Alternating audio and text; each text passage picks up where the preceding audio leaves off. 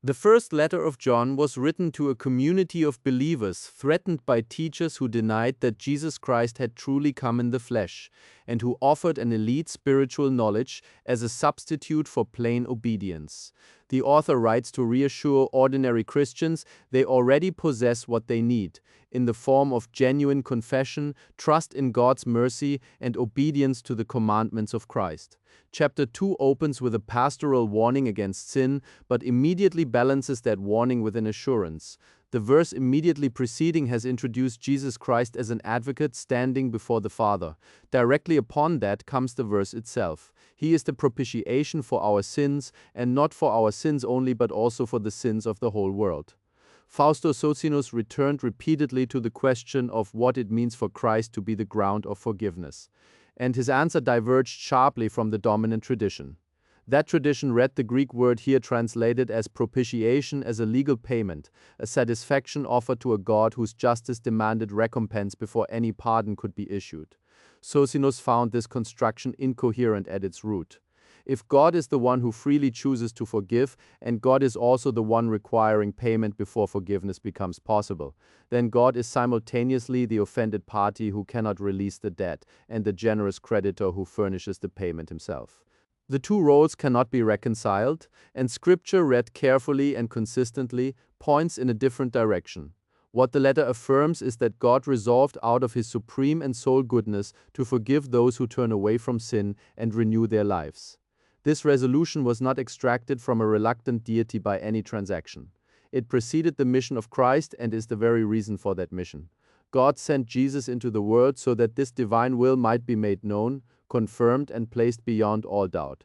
Christ proclaimed the forgiveness of God, sealed that proclamation through His obedience even to the point of death, and was thereafter raised and exalted so that those who follow the way He marked out might receive the life He embodies. When the letter calls Him the propitiation for sins, it names Him the seal and living declaration of that pardon, the confirmation that God's own act of goodness has removed the barrier between humanity and God.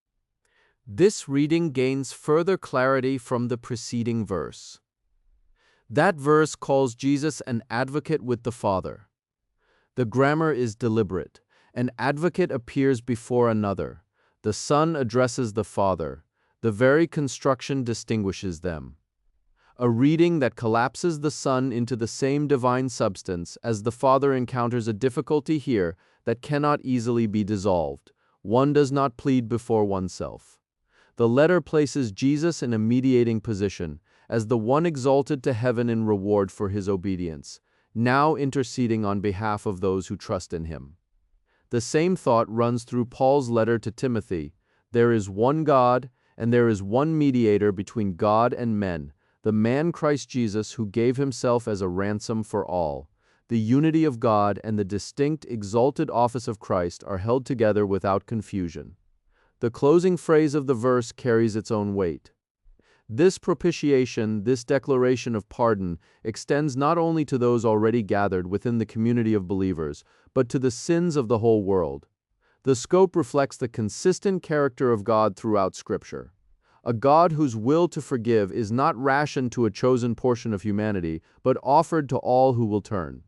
The prophet had already declared in the book of Ezekiel that God takes no pleasure in the death of the wicked, but desires that all should turn from their way and live. That same breadth runs without interruption into the letter of John.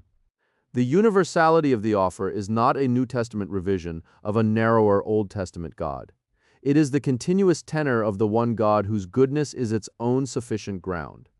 What follows for the believer is not doctrinal comfort without obligation. The same letter charges its readers to keep the commandments of Christ and to walk as He walked. The assurance of forgiveness and the summons to an obedient life are not alternatives. They are inseparable. The one who is the ground of pardon is at the same time the pattern for living. Forgiveness is received by those who have turned from sin. It is sustained by those who continue in the way. The letter does not offer security to those who make no effort to walk in the light. It extends the certainty of God's mercy to those who have genuinely turned, and it holds before them the figure of Christ, not only as the seal of that mercy, but as the road they are called to travel. In closing, I want to encourage you, examine for yourself, search diligently, read the Scriptures with an open and rational mind.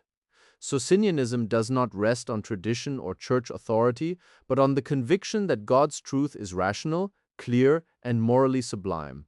If this perspective has resonated with you and you wish to explore the biblical Unitarian view further, visit www.socinianismos.de for in-depth articles, studies, and reflections on central theological questions.